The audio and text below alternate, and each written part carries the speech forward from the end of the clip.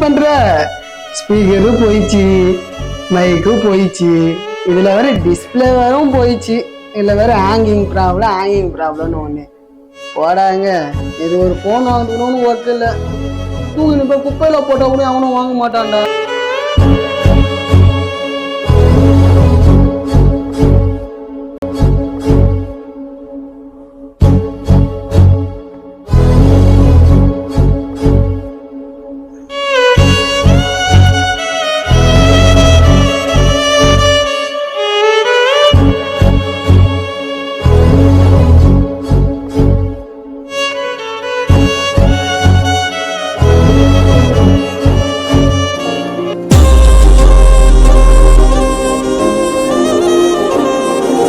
கம்மியான பட்ஜெட்டுக்கு இவ்வளோ நல்ல